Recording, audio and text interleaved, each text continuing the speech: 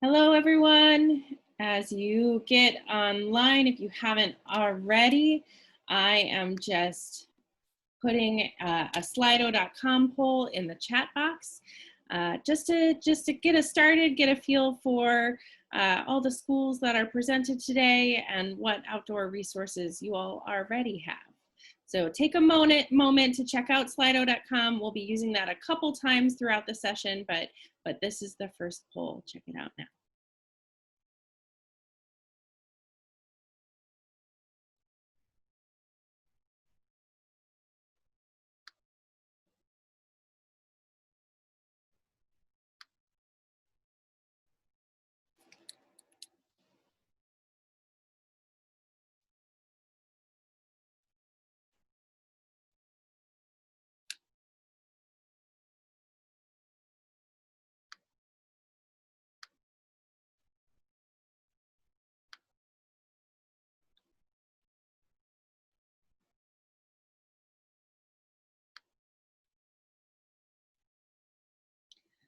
All right, and we'll probably have some more people trickle in just a little bit, but let's get started now. My name is Brianne Studer. I am the Director of Programs for Washington Youth Garden and the Friends of the National Arboretum. Thank you all for joining us for the second webinar session of the Summer Institute for Garden-Based Teaching. The first one, which was last Tuesday, has been recorded and is available in our course website, schoology.com. So make sure that you sign up for that if you haven't already. I want to give everybody a little overview of the Summer Institute as a whole. So Laura, can you advance the next slide, please? So this is the schedule as a whole for the Summer Institute. We are on the third session, total session today, the webinar, Designing Your School Garden and Team. Next Tuesday, there will be a follow-up discussion session that will be an opportunity for you all to have conversations with each other, your fellow participants in the Summer Institute for Garden-Based Teaching, and really dive into what's at your school gardens, what do you want to do in your school gardens, and help work with each other to think through some things. Next Thursday, I know we already got some questions last time that were on the specifics of gardening. How do we do specific things in our garden? The Garden Basics webinar and also the Ask a Gardener discussion session are going to be great opportunities for you to be able to ask your garden specific questions, those details about how do I plant this or how do I grow this? And then the following week will be outdoor group management and classroom management, the webinar on Thursday, July 30th, followed by a discussion session on August 4th that's really about how do we adapt what we're doing outdoor teaching and in general for coronavirus and how we're all coping with that. Then the following week, the final week of the Summer Institute, will be our curriculum and standards-based curriculum week. So teaching in the garden will be our webinar that week, and then we'll all have time for curriculum brainstorming and really digging deep with each other about what we actually want to do in our school gardens with our students.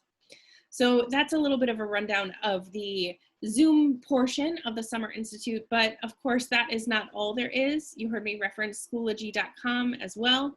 There we have our course website, and for anybody who happens to be on here and hasn't already signed up for Schoology, we'll make sure to put that link into the chat box in just a little bit. But definitely sign up for the course website. There's so many additional resources, and in fact, one of our presenters later today is going to talk more about that as well, because this week has a lot of additional resources. And there is the garden planning packet. As you all know, it is great to get more information, but until you start to figure out how you are going to use it, there's only a certain amount of learning that has actually happened. So the garden planning packet has different homework assignments each week, which we'll talk about at the end, but it's really an opportunity for you to dive into what do you want this to look like for your school. So that's a little bit of an overview of the Summer Institute as a whole. Now I want to give you a little bit of an introduction for today's session. Oh, first, housekeeping. Just a reminder that this webinar is being recorded, so please keep your audio muted unless we ask you to unmute yourself. Definitely use the chat box to ask questions throughout. We will occasionally be asking questions during the session, but we'll have a question and answer period at the end as well. So that'll be a great time. And then any questions that we can't get to today, we'll make sure to put in a parking lot for questions that we can talk about during the discussion sessions as well. Then at the end, we will upload this webinar to Schoology, the website, and make sure that you'll have access to that as well. And then over time, we're also going to upload it to YouTube to make sure that it can have automatic captioning as well. That just will take a little bit longer for us to get to.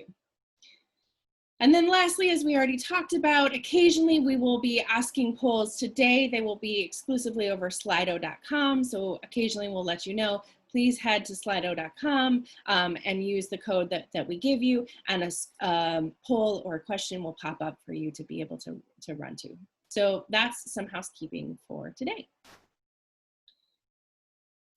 Today's session, designing your school garden and your team. For many of you who were on last week's webinar and also the discussion session, we asked the big picture questions, the why, what do we want to achieve with our school gardens? And this session is a little bit more about how do we achieve these things with our school gardens. I hope that you have been able to identify some of your core reasons and why you want to support your students through a school garden, but you may find yourself wondering now, how do I get started? Or how do I continue? Or you may wonder, well, if there is already a school garden that exists, how can I shift our program to make the impact that we really want to make now? This session is designed to help us bridge the gap from what we want to do to how we start to do that. By the end of the session, we hope that you'll feel inspired to think about your own school garden, what you want in it, and who you want to work with to be able to meet your goals. So right now, I am actually going to share, we've gotten a good number of responses. I'm going to give a couple more seconds for people to actually share the Slido poll and see the answers for the first question. So let me share my screen. You can see the slido.com code for today is 70735. And the first question that you might have seen while you were in the waiting room or while you first arrived is, what type of outdoor space do you already have at your location?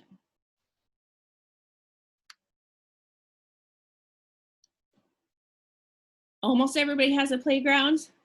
Great. And a large amount of you already have a garden, which is also wonderful. Less have an outdoor classroom space for you to really use to be able to teach lessons outside. And a not insignificant portion have no outdoor space. So as we go into this session, we're going to ground ourselves in this is the outdoor space that we already have. Think back again about what is your why? Why do you want school gardens, and why do you want to teach in school gardens? And let's bring that through our presentation today. So Laura, can you pull up the slideshow one more time?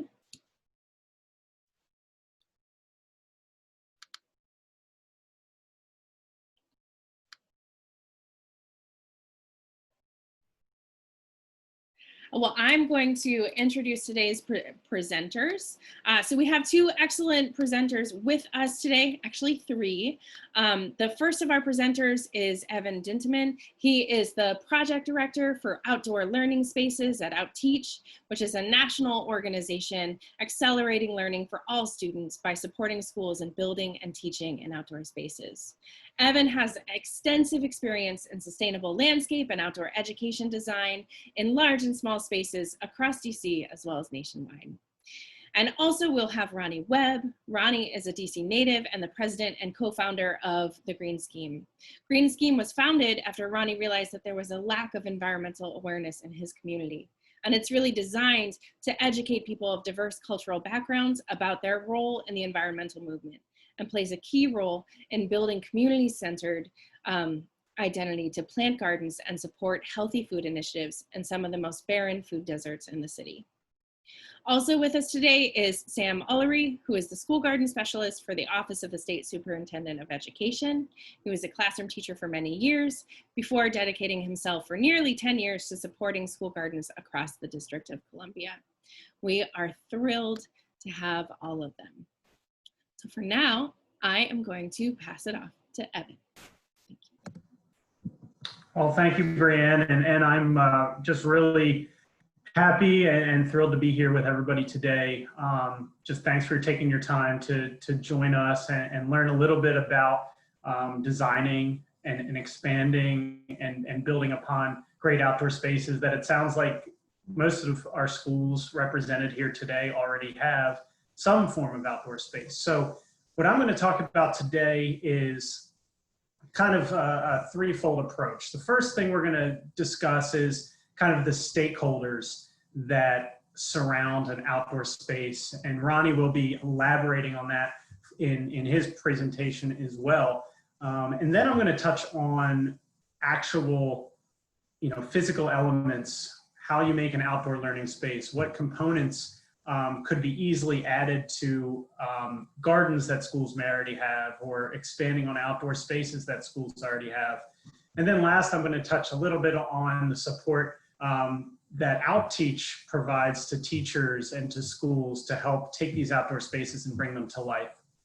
But first, we're going to jump right onto Slido, and we are going to look at a question about stakeholders. So what I want everybody to do is just take a minute to jump on Slido and comment who your partners are, or who you think good partners are in your outdoor spaces. If you're thinking about building an outdoor classroom, or you already have a garden, who are the stakeholders that are important to making that space a success?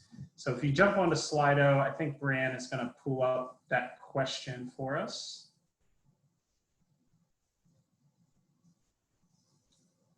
Yep, and it should be up now. So if you just brainstorm, list a few possible partners or partners you're already working with, and we'll give everybody a minute and we'll see the results that pop in.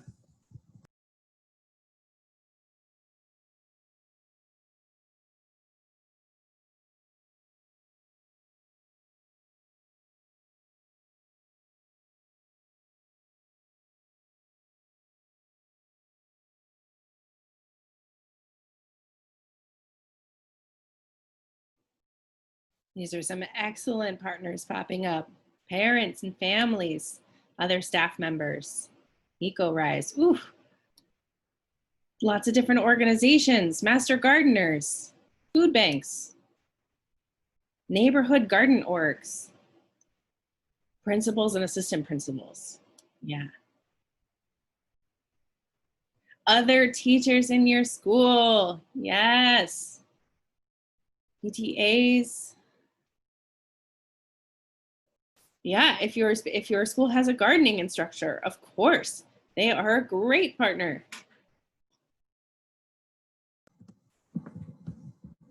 And so maybe we'll just give another 20, 30 seconds if you guys have a few more thoughts. But these are all great, as Brianne's saying. I mean, these are all just great. I hope everybody's taking note of all the partners that folks are listing out here.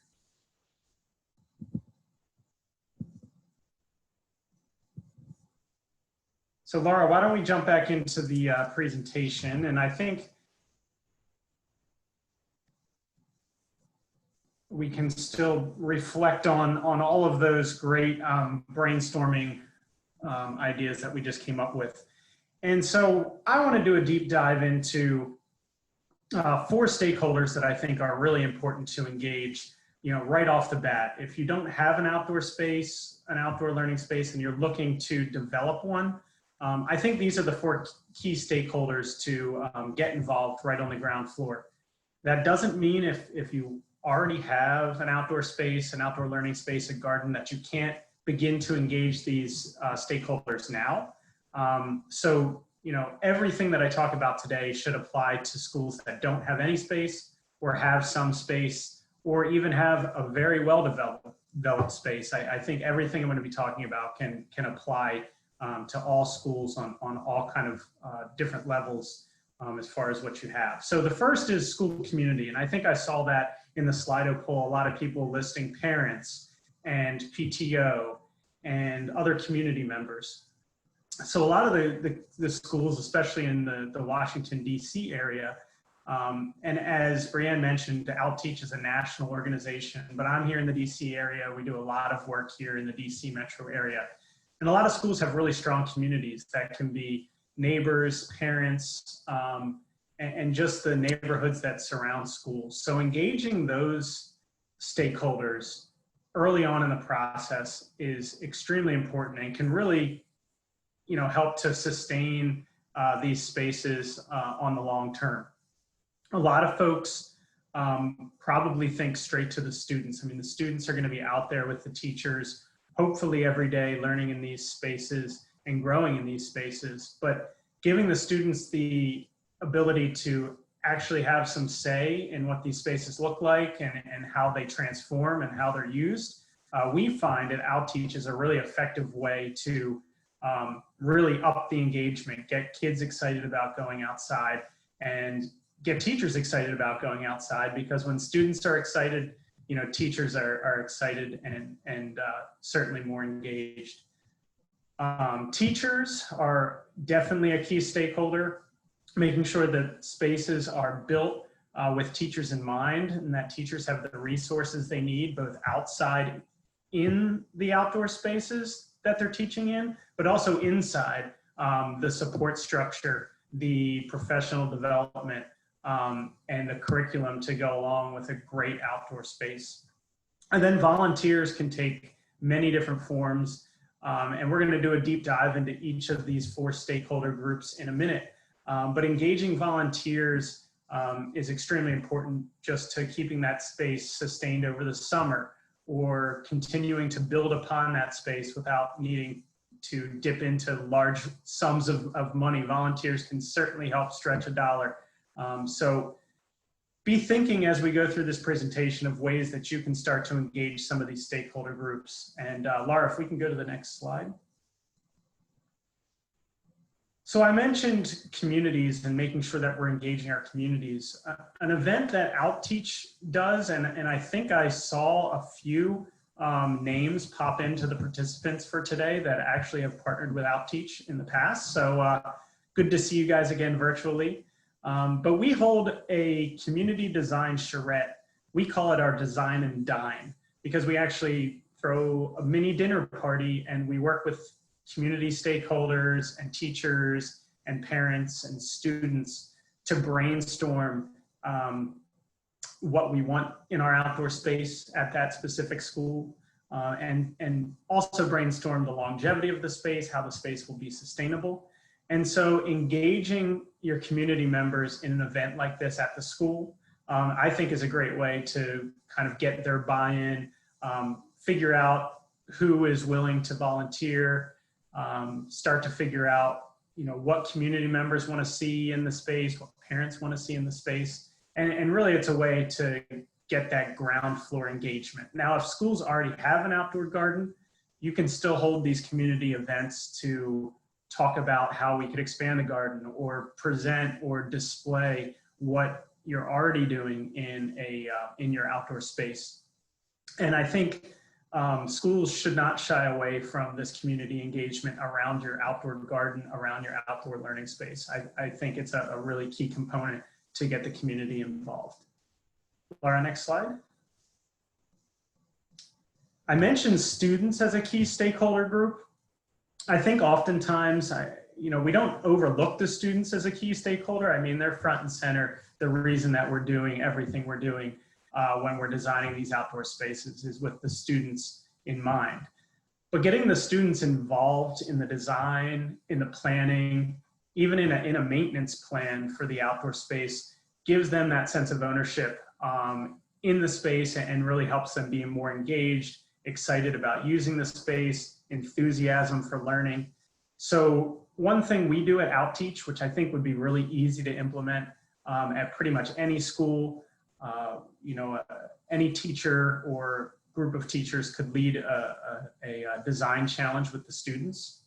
So what we do is encourage the students to think really creatively, use their creative juices. We don't want to limit their kind of creativity around this outdoor space. So we've seen things like hot tubs and trampolines and chocolate fountains show up on these student design challenges. But to me, that's just part of the beauty of how students are thinking and kind of how they view their outdoor environment.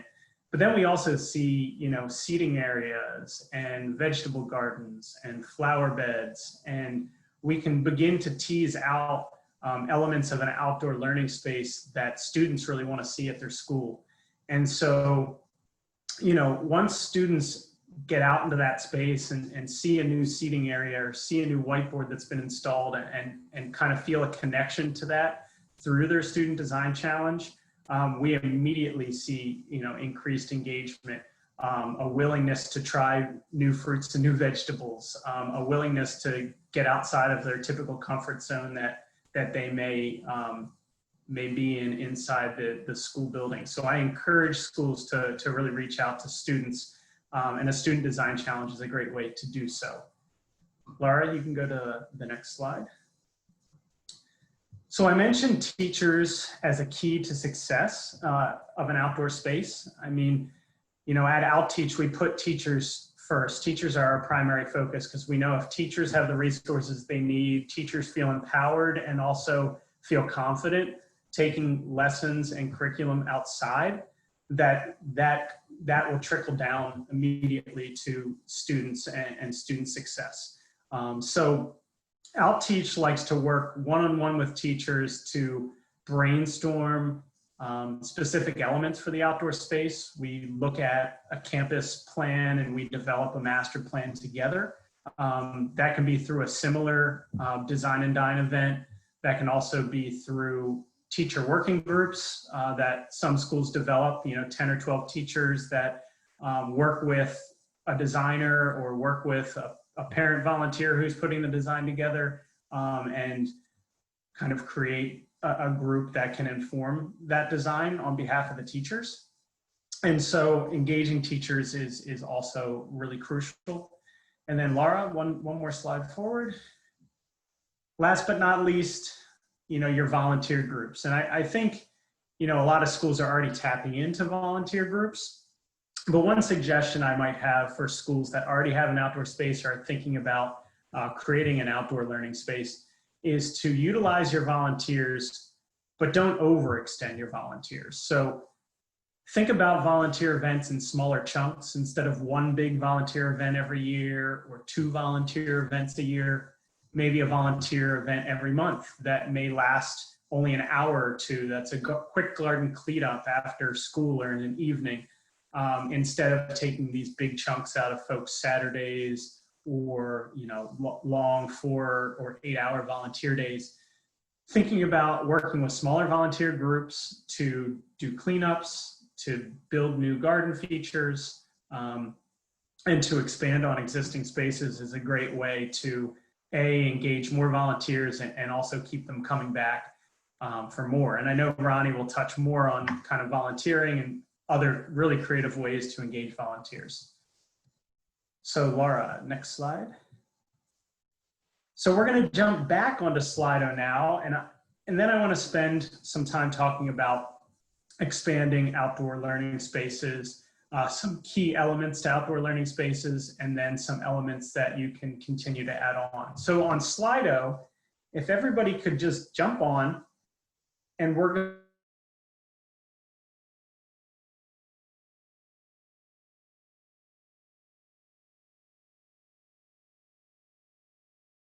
some outdoor learning features, elements in outdoor creative and think outside the box, and let's see what pops up into our Slido. I'll give you guys like a minute and then we'll get back together.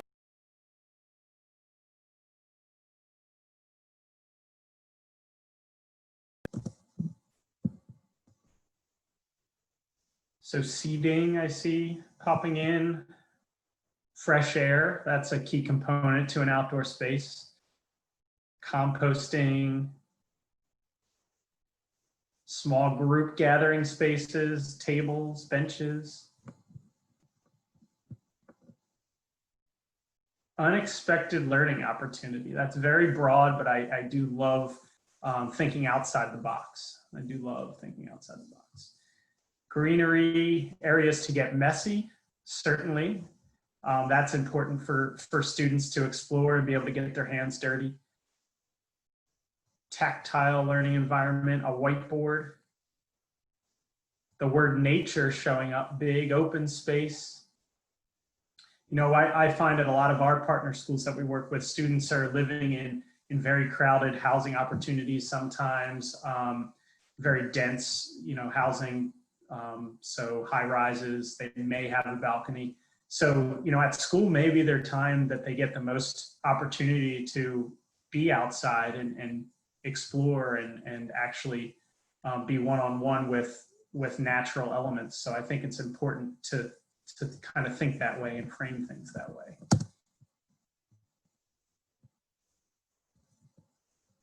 So I think this is great. We can kind of refer back to this as we move forward. But Laura or Brianne, anytime you want to go back to the slide, that would be great.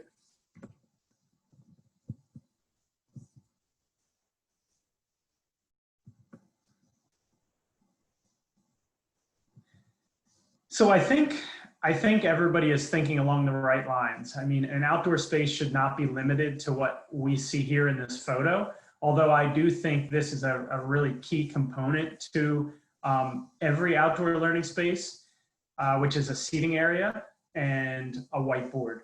It could be a blackboard, but you know, whiteboards tend to be really effective in the outdoor space. Shade is also an important element, but when you bring these three elements together, I believe that it kind of gives a little bit of some sort of familiarity from the indoor classroom to the outdoor classroom. So a lot of times our instructional coaches at OutTeach will start a lesson outdoors in this seating area with the whiteboard, you know, students sitting, looking at the instructor. And that's where we'll spend 5 or 10 minutes kind of setting expectations, talking about the lesson that we're going to be doing, talking about the data we're going to be collecting. And then we'll send students off to explore and get their hands dirty and collect that data, whether it's, you know, pulling off a leaf and measuring it or doing any of the number of creative things you can do with an outdoor space. But that seating area also serves then as a space to regather after a little bit of hecticness sometimes that comes with letting students explore on their own. It's a space that's familiar, again, to help students calm back down, to gather and to reflect. So when you're thinking about adding an outdoor seating area at your school, say you have an outdoor garden and you think it would be great to have a seating area right next to it, think about first seating for 25 or 30. Think about potentially using tree trunks, which we call tree cookies. As you can see here, they're kind of a great way. They can be rolled around. They can kind of house one student per stump. And they're just a really great way to add some color and add some really natural interest to an outdoor seating area. A lot of tree companies, Bartlett trees, Adirondack trees will donate these to schools. Some just charge a very small fee for shipping. So if you're looking for these, start reaching out to tree companies and see if they have some available. But prefabricated benches that you can order online or build really quickly, a few parent volunteers could assemble some benches with 2x4s, are really effective as well. Outdoor whiteboards are great. At OutTeach, we use a heavy gauge aluminum whiteboard that measures 4 foot by 4 foot. And any national sign company can make a whiteboard.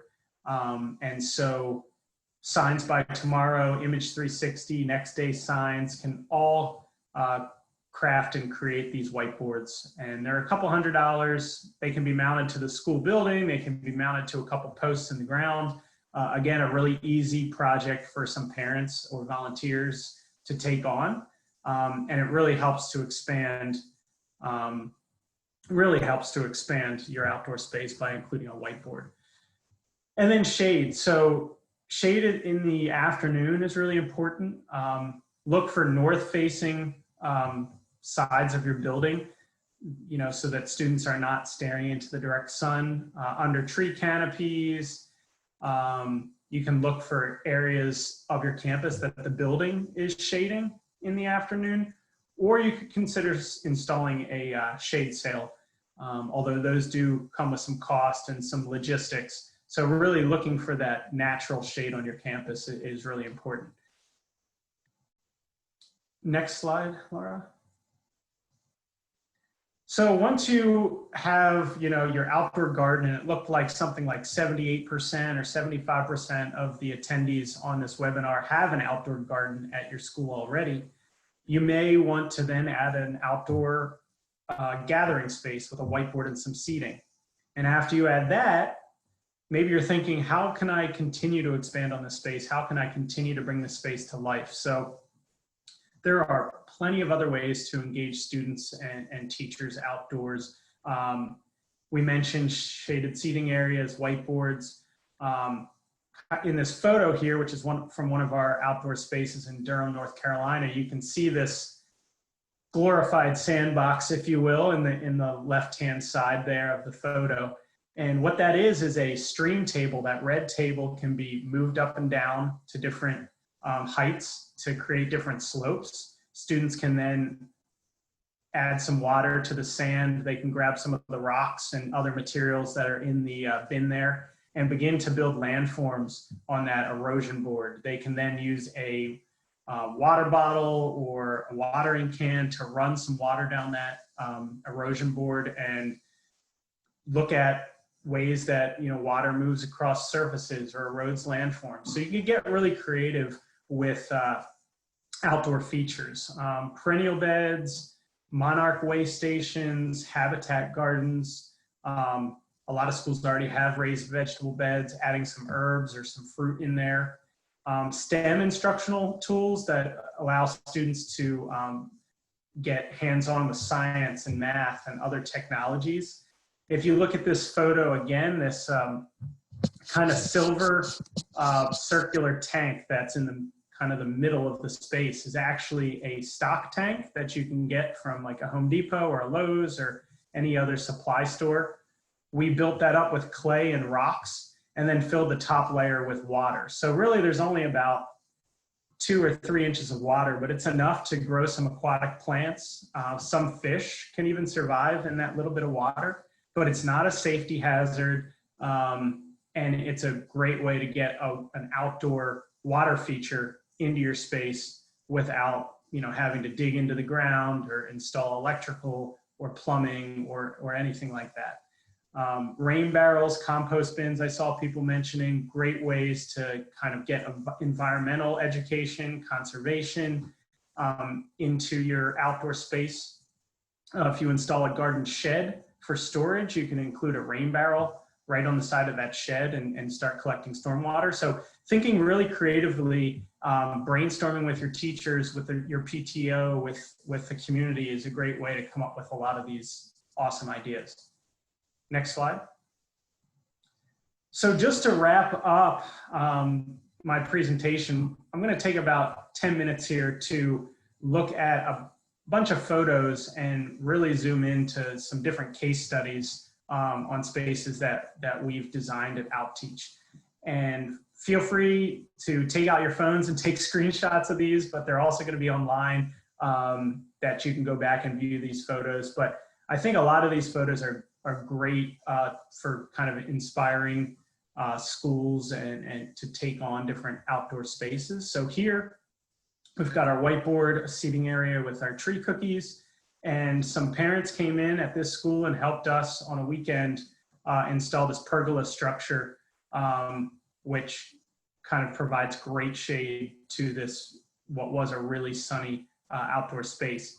And so, the school tapped into their PTO, who had a parent who worked in construction and was able to come out and help build this in a weekend. So here you see shade, seating, and a whiteboard, a really great outdoor space. Next slide.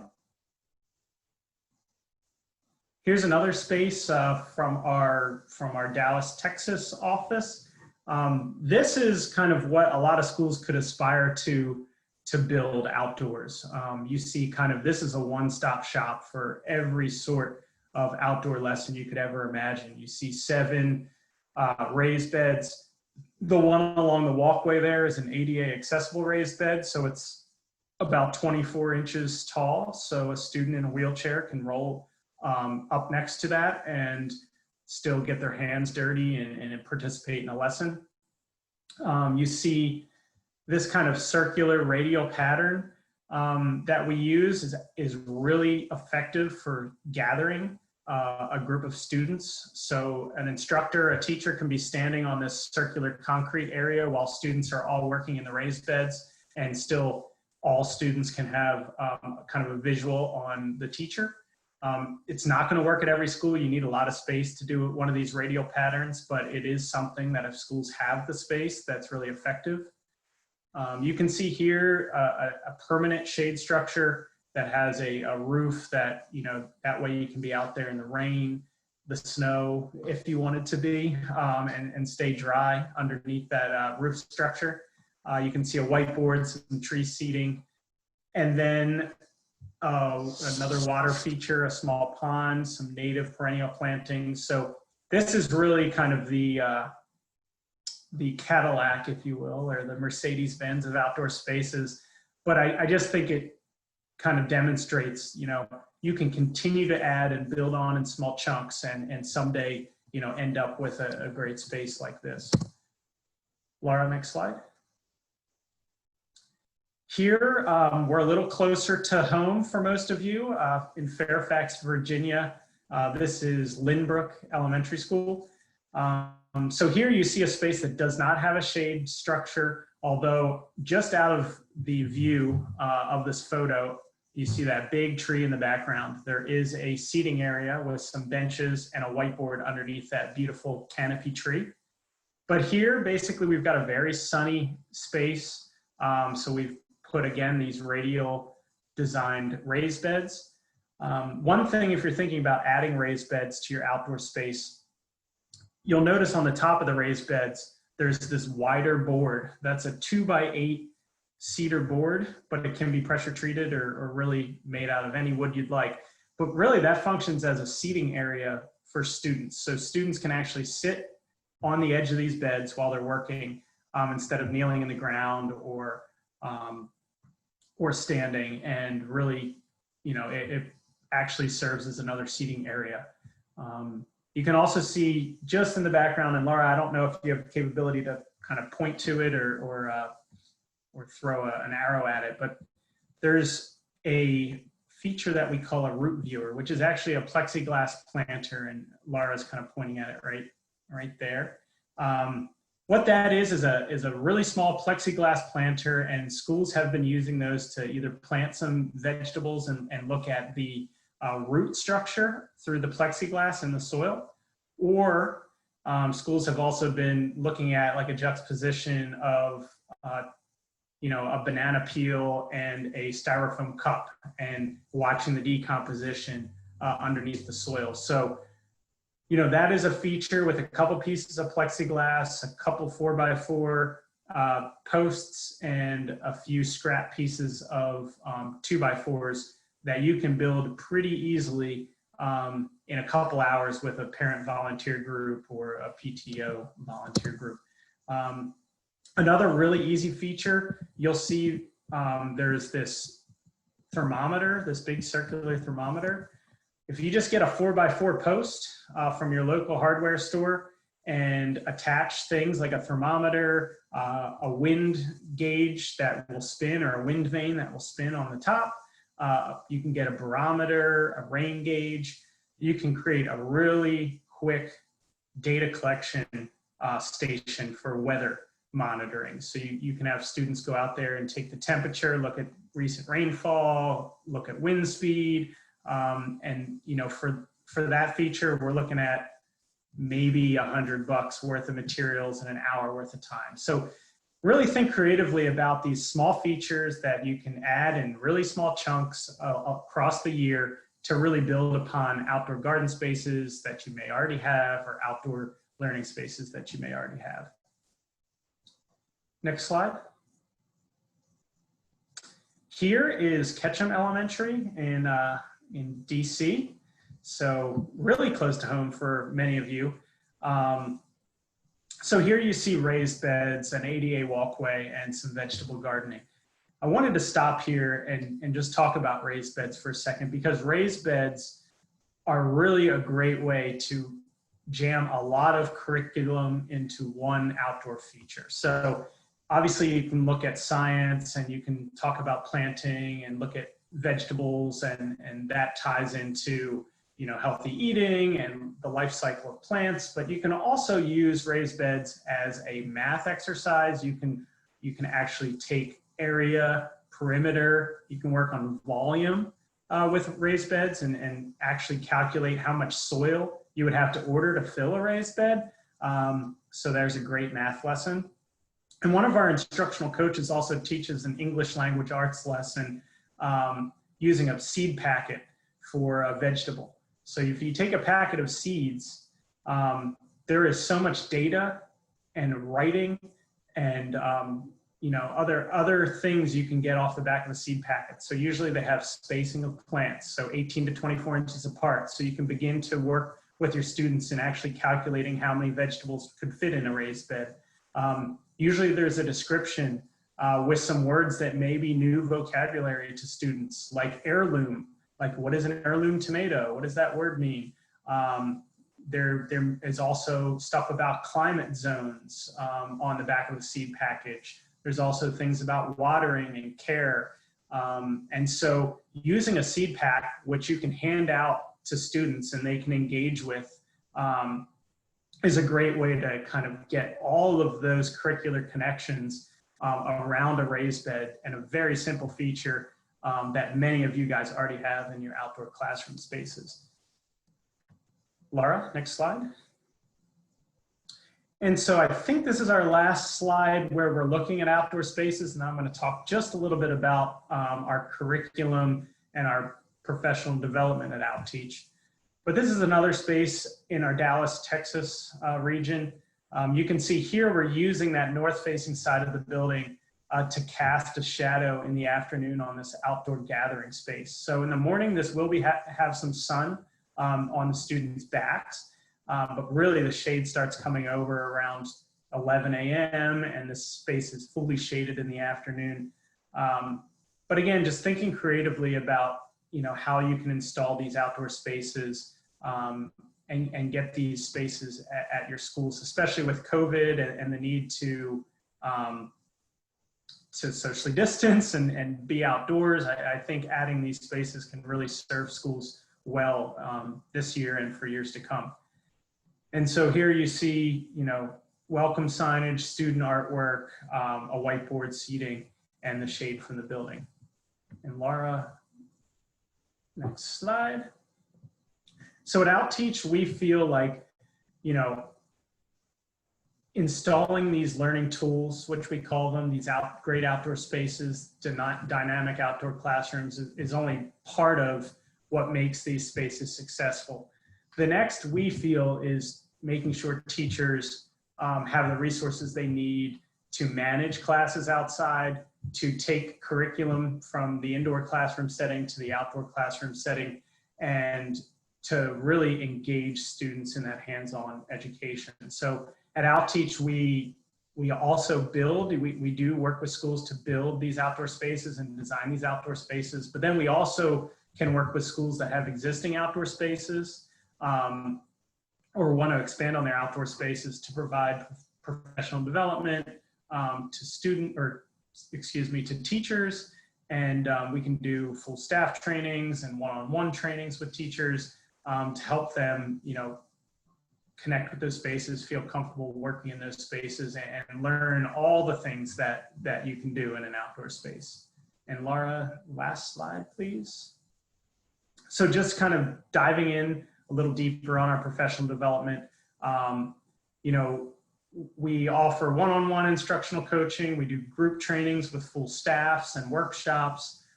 We have something called our professional learning community where educators from all of our partner schools get together. It used to be in person. With COVID, it's going to be virtual, at least for the coming year. But it allows schools and educators to share their ideas, what's working, what's not working.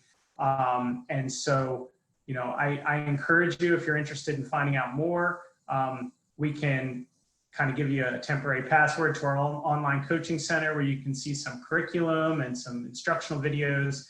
So feel free to reach out to me or check out our website. You can find out a lot more. So that's all I have now for my time. If there's questions, I can answer them in the Q&A at the end, but I'm going to hand it back to Brianne. Thanks so much, Evan. There's so many great ideas in those pictures. I always love seeing examples of school gardens and just the creativity that can go into designing a space that really fits the needs that you have at your school. So we're going to pass it over now to Ronnie from the Green Scheme and talk about their experience with school gardens and building strong school garden partnerships. Ronnie. Thank you, Brianne, and thank you, Evan. That's a great segue to move forward to. So, next slide, please. Okay, so the first things first, right? I looked at the survey earlier, poll earlier, and saw that a lot of folks have existing gardens, which is really good. You know, so I can't assume how long those gardens have been in existence. Some may have been a long time, some may have just been recently getting started up. But one of the first things that's very, very, very important is to sort of establish a backbone and span for your garden. And so when I say that, I'm referring more to a gardening committee, a garden group, whatever name you want to put on it, whatever is sort of appropriate for your school, and, you know, whatever, you know, the structure school names you use for those groups. But you know, you definitely need to start a garden committee. It is very important that, you know, that you remember that your committee doesn't have to start off with 10 people. You know, if you have 1 to 2 people who are really serious, who are really excited and really want to see this project grow, you have enough to get started. And so, you know, I think one of the biggest pieces to doing that is clear communication. And so I'm gonna give an example how we communicate that when we go into a school, or we go into a youth development site, or we go into a community or housing development site and build a garden at the Green Scheme. We've learned over the years that making sure that we communicate in several different ways is very important. So not just an email blast. You know, it's about putting up flyers, hard copy flyers. A lot of seniors sometimes aren't technology savvy. And so they aren't checking their emails, not all of them, but, you know, just what we've seen in some of the communities and schools we work in, a lot of them aren't always checking their emails. Another thing is social media. You know, you have more of your younger folks getting their information about things and connecting with different things going on through the social media. So, you know, I would always suggest people, if you're starting a garden at a school, you know, I've seen classes start 5th grade Stanton Elementary, and they have their own sort of Instagram page where they talk about the good things they're doing. They're showing the community the good things they're doing when they go on field trips and different things like that. So I would definitely encourage that as we start to see social media rise, we start to see our young folks engage more into it. I think that is one of the key communication pieces that you can get them to know about your events and different things like that. And so also, besides that, word of mouth, old school word of mouth. Word of mouth is very, very, very important to just talk about your garden, getting people to come to your meetings. One thing that's very important too is as you're starting a garden committee, you want to make sure that you get that information out there about your meetings. You know, you can be meeting once or twice a year. You know, so, but it's very important that you put the flyer, email, making sure no one feels left out. And if for some reason, which, you know, it can happen, somebody feels left out, you know, we make sure that you address, you know, anything that you can to, you know, make sure next time that they're able to get the information that's coming out. We've been able to, one thing that does is it protects you very early on in your project. We've had projects happen where, we come into, a community or a school and they really wanted us to come in, but it may have been somebody who may not have felt like they were part of that process. With them feeling like they're not part of the process, they're going to say, I didn't hear about it, or, what meeting? They didn't have no meetings, or they didn't do this. And as long as you have a paper trail that you're doing a flyer to let people know about the meetings and you're communicating it, you really cover yourself to show people that you're really, you're really trying to be as transparent as possible and give everybody a handprint on the garden space. Next slide, please. Partnerships. So that's next. So it's just starting to really get momentum to how you're going to start, or you've already got started and have your space really ready to go. Even before you get it ready to go, you want to have great partners. So Evan mentioned a great list of stakeholders. I saw in the Slido, it was other great list of stakeholders. I really encourage you to definitely reach all those people. I sort of jotted a list down just really quickly. And one that I want to talk about, we can go on the slide first, the faith-based community. So for instance, we had a Stanton Elementary was a school that I was running an after-school program at, where we built like three raised bed gardens on legs. But I had a group of young males. It was an after-school group called the Peace Kings. It was like 40 or 50 at-risk youth who we came and we provided our garden after-school program to. And so they started off building 3 raised beds with legs on them, and we planted it. And so part of what we were able to do is we wanted to say, okay, we had 3 raised beds, but we had 40 kids. And we were just starting this garden also. We wanted to figure out how can we make sure that all of these kids could get a fulfilling experience in this space. And so what we did was we used, just some of our partners. We had churches that were surrounding the school that we had prior partnerships with. And we were setting up for them to get trees from Casey Trees, from fruit trees, right beside their pantry. They have a nice pantry that they distribute a ton of food out on a weekly basis. And this is in the Woodland community in Southeast DC.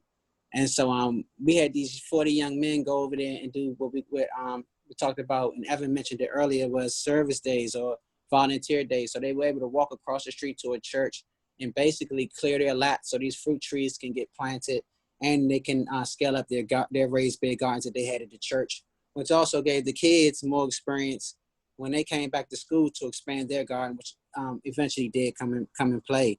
And actually, we partnered with Food Corps one year, and our speaker next, Sam, is one of the people that really helps. That's part of their program, the School Garden Grant Program.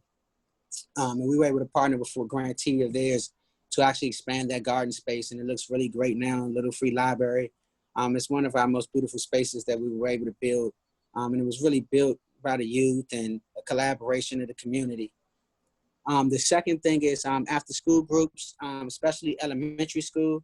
Those kids don't, their parents usually have to come get them. They're usually in after school. So we really target at Greenskin, we really target elementary schools. But, after school groups in middle schools, the clubs have been very popular. And when you think about the clubs, not just the Green Club or the Food Club, we're talking about, it could be the Video Club. It can be the group that does the Videography Club, the Photography Club. We want to get everybody engaged as possible, and that's internally within the school. But we can also talk about getting those type of nonprofits, and I saw that earlier. A lot of people tend to reach out to the garden groups or the the environmental groups. But I would really push, really thinking creatively, and really reaching out to groups that technically don't seem like they're engaged in the school garden, because you'll be really surprised. And what I've learned too is that the garden it really helps expand and add on to the program and services that they're providing to their constituents. And so it's a big value into them. Just imagine, a boys basketball team, and I talked about this with Evan and Brian yesterday, was, a basketball team. You got a good team, a good AAU basketball team or school basketball team. You're winning, or, and the kids are learning, you have a great program. And now you're taking it a step further and make sure these kids are connected to eating healthy, and showing them how they can perform at the highest levels. It's just an easy connection to sort of make. Anything else? Let me see. Be strategic. Thinking about your partnerships. Trying to think. I feel like I'm missing something. Faith-based. Okay, yeah. Also, I didn't go through my list. That's what I wanted to go through. So, we talked about like sports teams, local churches, faith-based community, also community influencers. So people that are doing things, it could be your local comedian, your local singer, your local entertainer who's from this community or is doing work in this community, who has a voice. Invite them out. Invite them to be a process, invite them to have a handprint on the garden in some form of fashion. It may just come out, and just work with the kids, volunteer. But different things like that are really ways to get a lot of engagement in your space, get people excited about it, and bring visibility to it. I also have the school government, school government, getting them involved, getting the SGA and the school involved. Local politicians is another great one. Like in Ward 8, we've had Trayon White, the council member Trayon White, come out to our gardens and to our programs and to future sites. And just really having him on board, or, having the local politicians or legislators on board, knowing what you are doing so they can get you some support, I think is really key. And I would also, I have a side note, and this is for my DC family that's on the line. We have, ANC meetings, advisory neighborhood commission meetings. And so just for people this is for the folks that are really just starting out, they may not have gotten their garden built yet, or really just have the idea ready to go, know they want to do it, but just trying to walk their way through the smoke. If you can, put together like a flyer or 3 or 4 slides about, a garden, what the space looks like, what you potentially want to add to it, and go present it at your local community meetings, your local ANC meetings, because you can you letting them know you're doing it at the school. I want to do this at, per se, Langdon Elementary, and I go to a Ward 5 ANC community meeting, and I present, hey, I want to build a school garden at Langdon Elementary. I'm looking for some folks. And when you present and you let them know your idea, you'll find a lot more folks who are really interested, especially community folks who want to, connect those dots. Next slide, please. Engaging your community. Okay, so these spaces, like I just mentioned earlier, we're talking about local community influencers. We're talking about the sports groups. We're talking about just different groups and partners that you can get to engage into the space, which gets them to buy in and sort of invest in the space is what you really want. And so, Evan mentioned it earlier, the volunteer events are really good. And he mentioned, don't look at it as one big event, break it down to, smaller events. It could be an hour. And I would encourage different groups to come. So, for instance, law firms love to partner and come do community work, getting them to come help with the maintenance, getting certain school groups and organizations internally within the school to come volunteer. Teachers, parents, for sure. Parents. Especially like the PTAs. Oh my goodness, and I know a lot of you already know the PTAs are very supportive, especially in certain schools. So any way you can get them on board, let them have a process. I think that's really, really great. Also, what we have done and these are more like my gardens that are in the community rec centers, but it's definitely very possible in schools, is have the kids do events where they donate the food. So they can donate the food to a local pantry, which is close into the surrounding community. They can set up farm stands or have community markets. Those are big ways to engage the community or the school, the parents. They do it a lot in DC with the Joyful Markets program. So I encourage y'all to look up that. It's a great experience. We are actually, able to grow food in our garden, and then the kids are able to go down there. We walk them down through a Joyful Market experience, and they're able to go identify the same foods that they're growing and get them, know what they look like, get recipe cards. So it's just making those connections, I think are really cool. Another thing that we do that is very, very, very, very engaging, and we really turn these gardens up, is when we bring performers there. So we have poets come out, We do lunches, as Evan mentioned. They do dinners and planning sessions. Any way you could do stuff like that, a cookout. Just making sure that people respect the space, know the rules. You're not doing anything dangerous, but those performances and those performance spaces are really dope. And what I'm also finding too is that something that'd be really cool is having the parents. I'm finding that a lot of parents, and what we're starting to do is we're actually launching our first one next week. It's like a parent gardening club. So the parents are getting into it and they're learning more, and we're giving them spaces in our different urban farms and urban gardens that we have associated with Department of Parks and Recs. But if you have a big garden at your school, I definitely would encourage you, to get the parents to start their own parent group, their own parent gardening group. And then the last thing I would definitely want to mention is art. So we do a lot of events where we might bring a DJ out in the garden. But it's a whole service day party. We got food, but you got to work. You got to go, you got to plant, you got to weed, you got to add soil and compost. But at the end of the day, it's just really a big garden party, and those performers really enhance it. But besides those performers, we invite artists out to paint the rain barrels. So a lot of the spaces that you already see, we really customize them and really want them to look really, we're in the city, so really urbanized with the green scheme. And we're really urbanized. And so, get the look to really look what the community feels, what the kids really want. And that's all part of what Evan was mentioning earlier when he was talking about the design challenge. And so the design challenge, that's another good way for them is to paint different things, build different structures. I heard him mention the bathtubs and stuff, and kids can plant flowers and different things out of that. Can have a real vintage, different, cool, rainbow painting, different, their handprints. Just something that really resonates to them and makes them feel like this is a dope space and I want to be there. I think I'm good. Okay, next slide, please.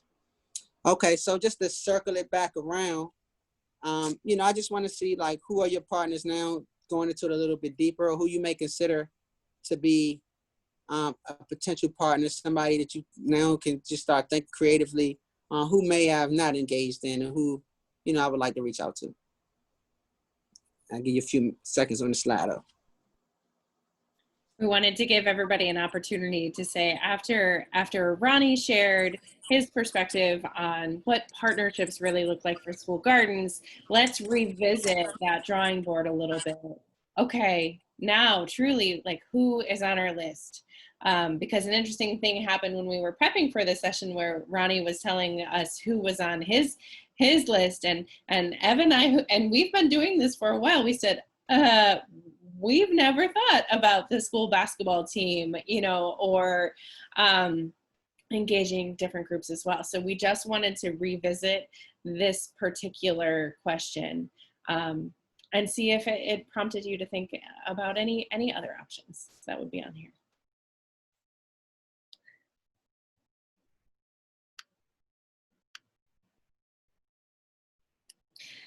Ronnie, would you like to share anything about the water that you all are working on too?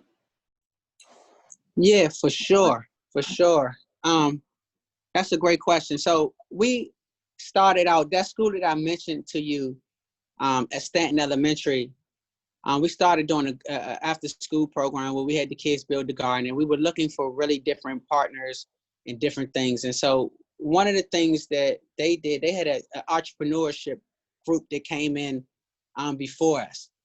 And so the entrepreneurship group, we just wanted to figure out a way that we can really partner in the entrepreneurship with the school gardens. And so, after we didn't figure it out, the group left, and then we ended up coming back during the wintertime. And during the wintertime, we really wanted to expand our programming. And so the kids just had found this love for mint. They love mint. That was their favorite thing to grow. And so what we did was part of our classes was teaching them how important water was. So we did these workshops where we were infusing water. So we finally came up with this idea, let's infuse them and put them in bottles and sell them. And so, it was a real organic idea. And so what we ended up doing was this is right around the time the cottage food law was coming out. So we really, we really wanted to just explore this with the kids. And so what we did was we ordered a bunch of bottles, thousands of bottles. We had to talk to DCPS Food and Nutrition to get access to their kitchen space, make sure we were able to plan it right with the school. But we had the kids go down and bottle up and infuse mint water. We had somebody there with their food handlers certification, and the kids had head nets, gloves, and masks, and they went in there and they bottled up and infused their water, and we were able to keep it in the refrigerators there. And we expanded that program to actually do it at the Nats Academy. We had groups coming in at the Nats Academy. We were able to use their kitchens, and the kids were able to sell them. And then we were working on partnerships like at the National Junior Baseball Academy, selling them at their concession stands. But the kids were selling them at their events at school and were selling out. And so it's just a great program. And so what we do now is we just, if we're at the school long enough and can get that deep into past our curriculum, we have a Shark Tank series that's after our curriculum. It's like an additional piece where they can actually take a product from their garden and take it to market at a farmer's market, take it to stores maybe, anyways, restaurants that they can buy from them. And we've actually, at our organization, the Green Scheme, we've actually taken it a step further and worked with a co-packer, worked with a distributor, 4P Foods. We actually have a carton water bottle that we sell at retail stores now. That's sold it's distributed through 4P Foods, but it's sold at Good Food Markets, all types of conferences and different things like that. So if y'all get a chance, check out our social media at the Green Scheme and at Corner Water, so you guys can see some of this stuff. It's a really cool program, and it's really mirrored off of it runs really parallel to the Girl Scout cookies, but it's just not as up and established. But that's what we, are similarly trying to get to.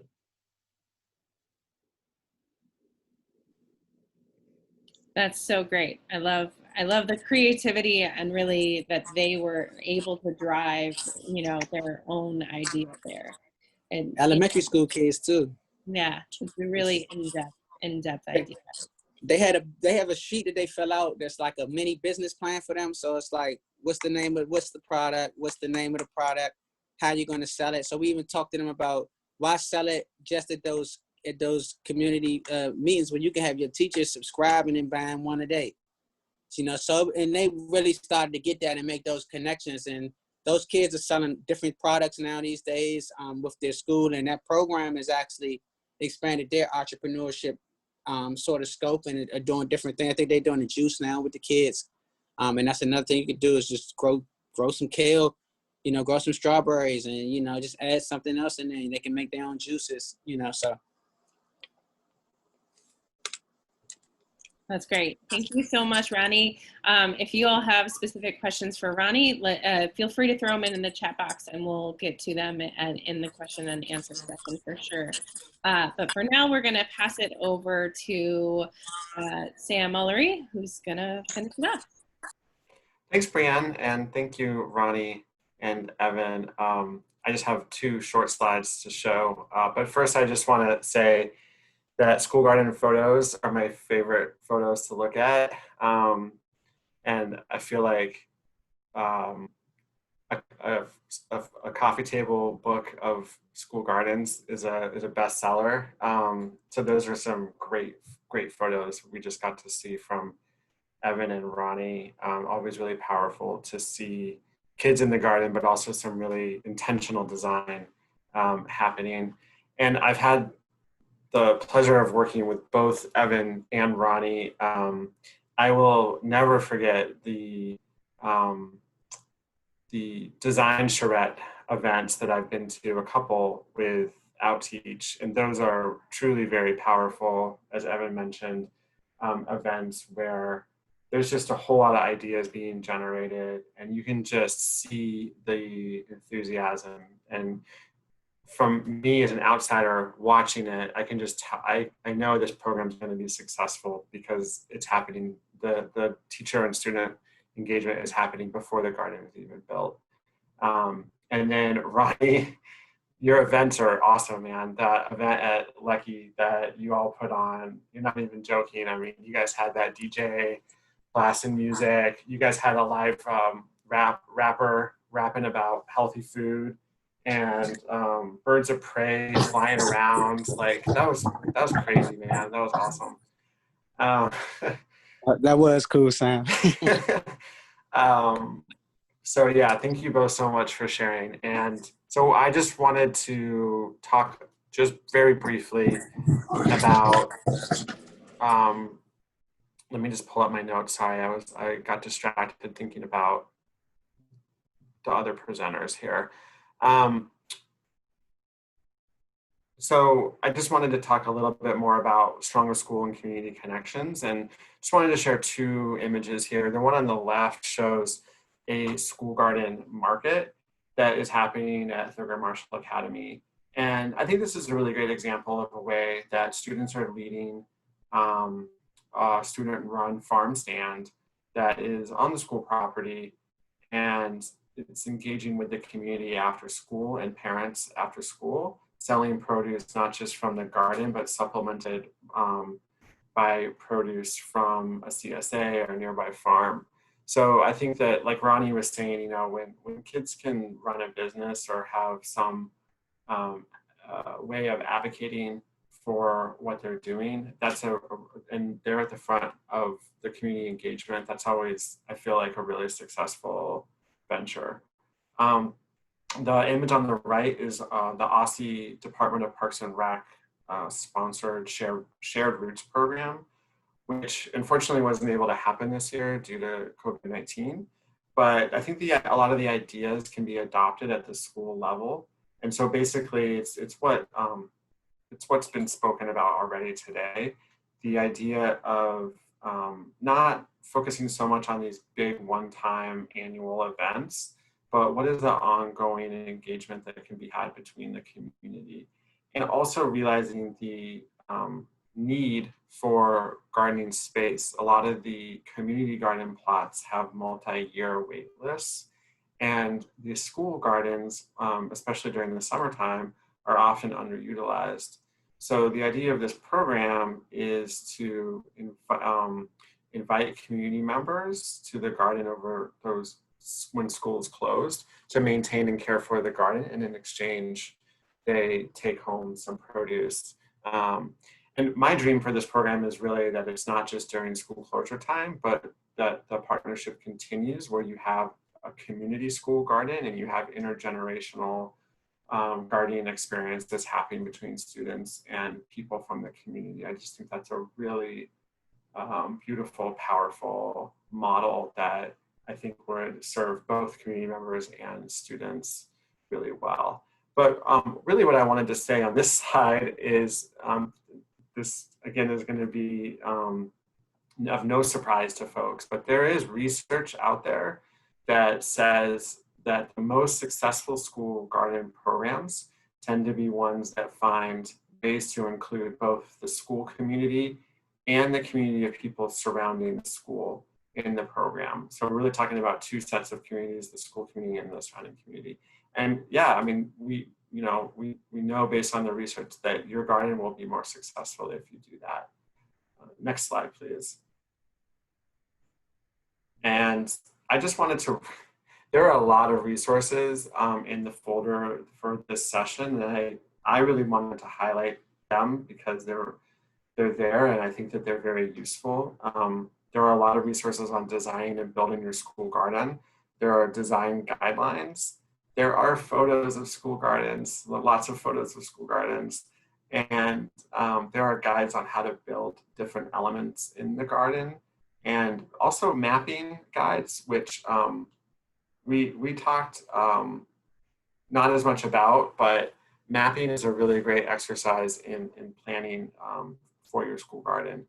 And then for the community and committees part, there is a list of recommended partner organizations, and Ronnie, I'm gonna have to expand that list based on some of your ideas. I do not have the basketball team on there, but it's really just a place to start with those kind of those organizations that have experience with school garden programming. But I do encourage, and I echo what Ronnie said, to expand beyond that list where you can.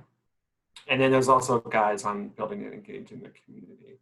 And then lastly, we have a lot of guidance around planting. We are going to have a webinar specifically devoted to gardening, but we thought that there was some interesting stuff in here that might be helpful in the design piece as well. So be sure to check out these materials on Schoology, and I'm going to hand it back over to you, Bran. Great, thank you. Laura, can we go to the next slide? Awesome. Just a reminder that if you hopped on late or if someone wasn't able to make it today, this webinar is being recorded and it will be available on the Schoology website so that you can take a look at it later. It will be there, or share it with someone else. Share it with someone else at your school that might appreciate it. Caroline, that is an excellent typo, a very good one. So I just want to wrap up a little bit with what some next steps are for this. While I do that, please do submit some questions, things that you want to ask Evan and Ronnie and Sam, of course, into the chat box now. But for those of you who are interested in diving deeper, yes, as Sam said, those resources are on there, and the logic models that you all started working on last week, yes, you can actually submit them into Schoology. And so when you submit them into Schoology, we will be able to look at them, and then our intention is that at some point in the next probably week and a half or so, we will be able to offer you all some feedback on your logic models. It was really great to see what's already been submitted so far. And we may be able to upload them all into one folder so that you can see what other people are really thinking for their logic models too, aside from just the presenters last week. I also want to give you a heads up that there's one more sort of suggested resource for you all to fill out this week. And that is the school garden area checklist. It will also be in the garden planning packet folder on Schoology, but it is what Washington Youth Garden, what we use to sort of track our progress in our school gardens, because we very intentionally build out our school gardens piece by piece as we've built support by the schools. And so our school garden checklist is the way that we sort of see, here's where we are right now, and then here's the next step. Here's where we want to go in the coming year. So it is a great resource for you to look at and for you to fill out and think about as you move into sort of the work planning piece of how do I get my school garden to look like what I want it to look like over time. So that's a little bit about that. If you have any issues accessing the Schoology website, please definitely don't hesitate to email me or Laura, who you received this morning's email from about the webinar. Also, just a quick note, some of you, if you have different emails, the email from us that we send out on Mondays and then on Thursdays seems like it's getting routed into some people's promotions folders or other places. So if you're here, but it gets a little, you didn't see that email, check in some other folders just to make sure that you're getting it. I think that is it for the overview piece, and we have gotten some great questions, so I want to get to some of those now. So first, one that came up, Evan, while you were talking was, can you give us an idea about what some of these spaces look like in the winter? What do these school gardens look like in the winter?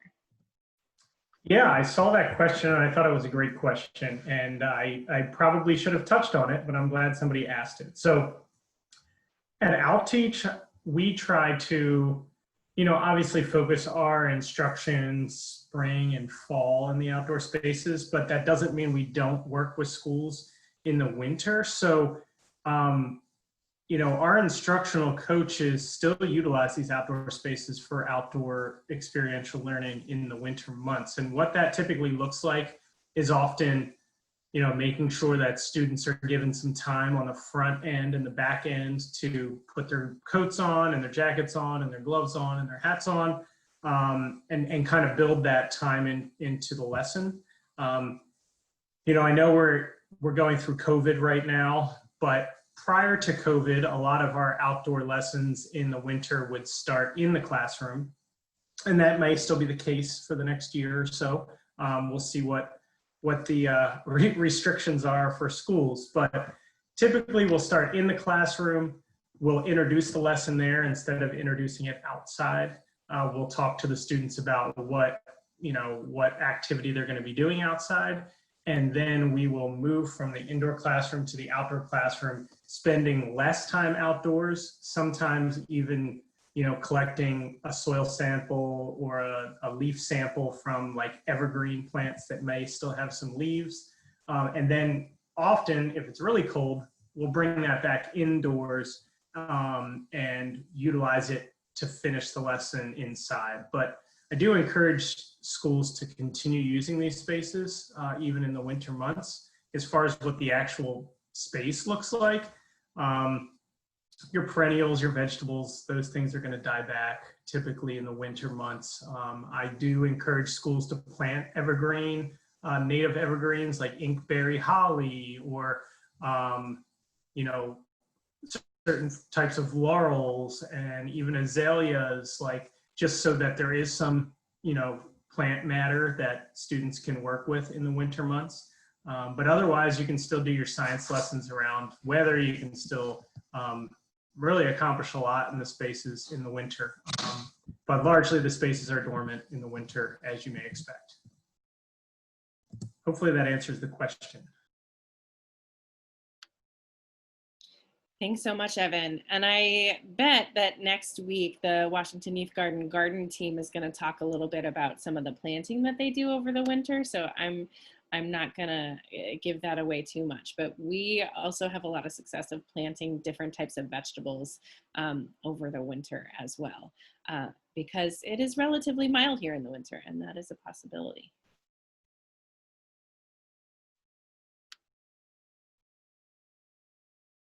Okay, and Evan, a question of if you are going to be on Tuesday's phone call or Tuesday's discussion session. I am planning to be, yes, I'm planning to be. As long as nothing changes, I will be there and I can answer more questions for folks. Awesome. And then one more follow-up question for you was that the whiteboard signs that you were talking about, you mentioned some very specific companies. What were those companies again? Yeah, so we typically use Image 360 or Signs by Tomorrow. And so those, I think, are the ones that I think we go to more often than not. But we've also used small mom and pop shops in various regions. Really, any sign maker can make it. Really, what you want to ask for is that it has a dry erase coating over top of a white background. And if you tell them that, they can do it for you. Aluminum is a little more expensive. There's also a material called Dibond, DI-bond, that is a composite material that is usually about half the price of aluminum. So they can help walk you through all that. You can figure out what fits in your budget. But the real key is make sure you tell them it needs that dry erase coating, or else the first marker that touches it will stay there for a very long time. And then another tip on the outdoor whiteboards is make sure they're in the shade.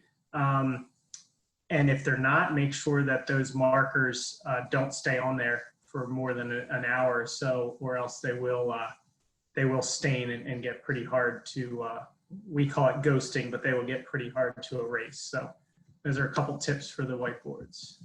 Those are some good pro tips. Last year, one of the schools that we visited was Tubman Elementary, and they had actually built their shed out of basically a dry erase material, so they could use the whole thing to write their agendas. But yeah, if you don't erase it and it's outside, you will be stuck permanently with knowing what your introduction was on November 9th, 2016. So very important reminder. Yeah, and you can just leave a spray bottle of alcohol or like a dry erase thing and an eraser.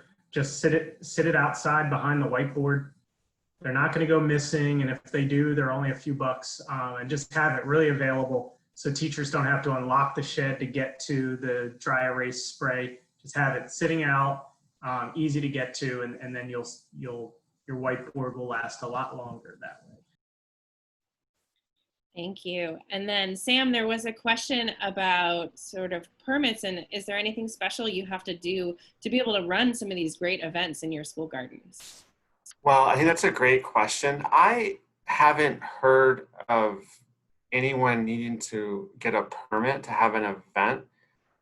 My understanding is that if it's a school-sponsored event, then it's really up to, you know, the principal and the school leadership as to whether or not that event can take place. And so my advice would be to, you know, make sure that events are run through the school leadership and ask specifically, you know, about that kind of stuff. But I have never heard of you need to have a permit for an event. I know Evan and Ronnie, you both do events at your schools. Have you ever heard of that before? Yeah, I can chime in here. So I know DCPS has been updating their guidelines around volunteering. I attended like a seminar on it. And my takeaway was, as you're saying, a lot comes down to school administration when events are outside of normal school hours. When you're talking about volunteers interacting directly with students during school hours, I think there is an online process that volunteers need to go through to get approved.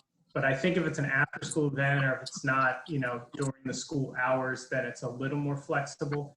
But again, as Sam said, with your administration, they'll know the answers there, you know, and they'll be able to follow all those protocols. Yeah, I agree. Just the administration, you know, and if, as best as possible, just try to take every angle to partner with somebody internally to do your event. And most 9 out of 10 times, you should probably most likely be partnering with somebody in there. Anyway, groups in there to actually do it because it is in the school. So I agree 100%. Thank you. And then one final question, Evan, 2 more resource questions. One, and Ronnie, you might have some ideas on these too, and Sam, you as well. One was about tree cookies. Could you repeat some of those places for tree cookies? And then also, do you have any leads on the best shade sales for schools? Sure. So I saw Lisa. Hi, Lisa. I didn't see your face there, but I know Lisa well. And she had this shade sale question. Shade sales can be a little tough in the Washington, D.C. Area because that we do get snow every once in a while, and they don't often take snow load very well. But we've had some success with just very generic, inexpensive shade sales that you can get on Amazon or any really online big retailer. They're not overly expensive. Most shade sails are made out of the same material. They do wear out quickly. So I think if you're going to be replacing them often anyway, why spend $200 on a shade sail when you can get one for $50? If you leave it up through a snow load, you probably will have to replace the sail. So, you know, if you're going to hang them with you know, 3 or 4 posts and then like clips to the top of the posts, just make the clip easy release. You know, it can just be like an eye hook or something. That way you can take it down for the winter months and not have to worry about the snow load. But otherwise, you know, they last about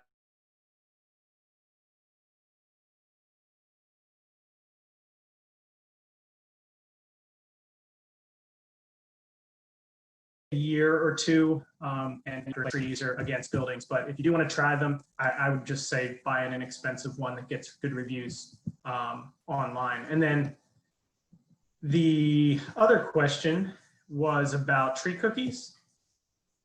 Yeah, and the companies, right? So I could list off like 30 different companies, but I wasn't prepared to do so. But what I would do is just type in tree removal or arborist near me and just contact as many of those as you can. I mean, there's Casey trees, there's Davy trees, there's Adirondack trees, Bartlett trees, you know, and a lot of times even the small, like, you know, mom and pop shop kind of tree companies can get you tree cookies too, and they'll respond quicker. So just reach out, cast a wide net. A lot of times you got to catch them at the right time because they have to have taken down a tree before they grind it up into wood chips, and you got to catch them at that right time. So sometimes I'll just say, hey, email me when you've got some, and it may take them a month or two, but you know, that becomes waste for them. So if you can take it off their hands and it goes to a good use, they're usually willing to offer it up. You might just have to wait a little while. Thank you. And Sam put a great link in the chat box. Sam, do you know if that website is part of one of the resources that you've shared in Schoology? It is in the document titled Garden Care Directory in Schoology. Awesome. Yeah. And Evan, I really like what you said, that you know, it is sort of, you have to be patient and work with them. I think that's a good reminder that oftentimes companies and small businesses are really willing to work with school gardens. It is just about finding that match of time. So it's about making sure that you start planning well in advance so that you can make that match work out. It's much harder to do that if you're working on a really short time frame. Okay, it is 4:32, so that is the end of this particular webinar. Again, join us next Tuesday. The discussion session will be a little bit more open-ended and just about school gardens, building those partnerships, and then some specific conversations about the types of projects or events or partnerships that you all want to build. So come prepared thinking and ready to talk with your fellow school garden teachers. Otherwise, we will see you next Tuesday, and then next Thursday, the webinar will be Garden Skills with the awesome Washington Youth Garden team. So that's it for today. Thank you so very much for hopping on board. I am going to stop recording.